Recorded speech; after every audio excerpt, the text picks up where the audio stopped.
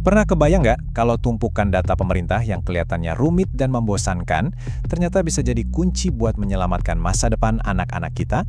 Nah, ini bukan cuma angan-angan, ini beneran terjadi di Sumba Timur. Di sana, data bukan lagi sekedar angka mati, tapi jadi harapan baru buat melawan stunting. Yuk, kita bedah bareng gimana cara mereka melakukannya. Oke, coba bayangin Sumba Timur. Apa yang muncul di pikiran Anda? Pasti tenun ikatnya yang indah kan? Kuda-kuda gagah, tradisi yang kaya. Betul, Sumba itu luar biasa. Tapi, tahu nggak? Di balik semua keindahan itu, ada krisis yang tersembunyi. Sebuah kenyataan pahit yang kita sebut beban ganda, di mana kemiskinan dan stunting itu ibarat dua sisi mata uang yang sama, terus mengancam generasi penerus mereka. Nah, disinilah letak keanehannya. Ada sebuah paradoks yang bikin kita garuk-garuk kepala. Coba lihat datanya. Angka pengangguran di Sumba Timur itu cuma 2,5%. Rendah banget kan? Harusnya ini kabar super bagus. Tapi anehnya, di lapangan kemiskinan justru tinggi banget. Jadi pertanyaannya, kok bisa? Gimana bisa angka sekecil itu justru menutupi masalah sebesar ini? Kita lihat angkanya lebih dekat, 25,64%. Angka ini bukan cuma statistik di atas kertas loh. Ini artinya lebih dari 1 dari setiap 4 keluarga di Sumba Timur itu berjuang keras setiap hari. Berjuang cuma buat memenuhi kebutuhan paling dasar. Ini kenyataan pahit yang ada di tengah-tengah kekayaan budaya yang kita kagumi tadi. Dan masalahnya nggak berhenti di situ aja. Di balik angka kemiskinan tadi, ada bom waktu lain, 27,8%. Itulah angka prevalensi stunting pada anak-anak balita di sana. Ingat ya, stunting itu bukan cuma soal tinggi badan. Ini soal perkembangan otak yang terancam, soal masa depan sebuah generasi. Angka ini alarm darurat yang bunyinya kenceng banget buat Sumba Timur. Jadi, pertanyaannya, kenapa sih masalah yang jelas-jelas saling terkait ini kok susah banget diurai? Jawabannya ironis banget, justru ada di data. Sebenarnya pemerintah itu punya data yang melimpah. Masalahnya data-data itu kayak terperangkap di dalam labirin. Masing-masing ada di sistemnya sendiri, gak nyambung satu sama lain. Jadi gak ada yang bisa lihat gambaran besarnya. Nah, ini nih contoh nyata kebingungannya, khusus buat data stunting. Ada dua angka yang beda. Di satu sisi ada SSGI. Anggap aja ini kayak kita lihat hutan stunting dari atas helikopter. Kita tahu hutannya luas, tapi nggak tahu persis pohon mana yang butuh dirawat. Di sisi lain, ada EPPGBM. Nah, ini kayak GPS di darat. Dia tahu persis nama dan alamat setiap anak, setiap pohon yang butuh bantuan. Keduanya penting, tapi karena nggak nyambung, ya jadinya kayak punya dua potongan puzzle yang nggak bisa disatuin. Dan kerumitannya nggak cuma di data kesehatan loh. Data kemiskinan juga lagi heboh. Sistem lama yang namanya DTKS lagi proses diganti sama sistem baru yang jauh lebih lengkap, namanya DTSN. Jadi coba deh bayangin, Anda jadi bupatinya. Data stunting ada dua versi yang beda. Data kemiskinan lagi ganti baju. Pusing kan? Ini beneran kayak masuk labirin tanpa peta. Tapi, di tengah semua kekacauan data ini, muncul satu ide. Ide yang kelihatannya sederhana, tapi ternyata mengubah segalanya.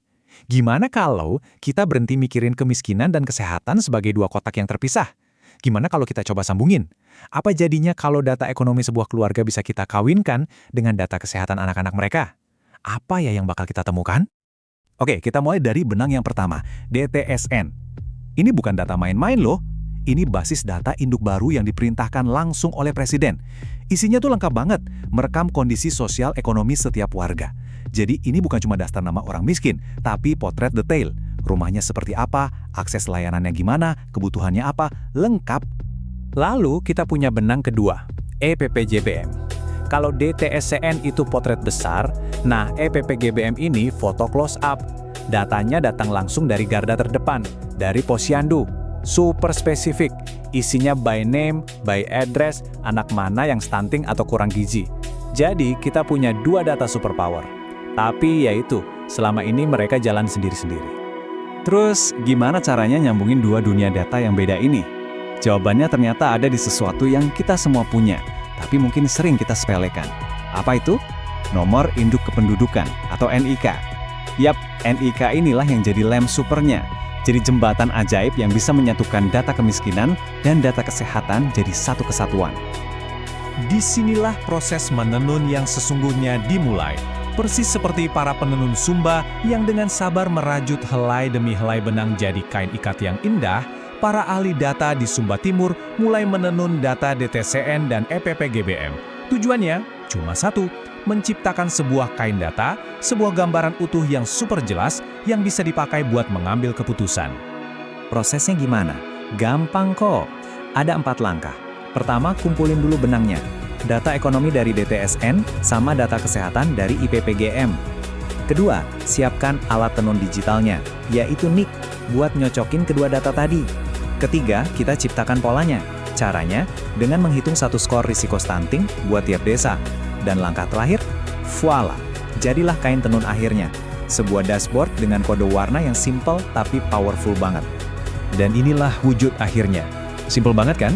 Semua kerumitan data yang bikin pusing tadi hilang, diganti sama peta 3 warna ini. Gampang bacanya. Merah itu artinya zona bahaya.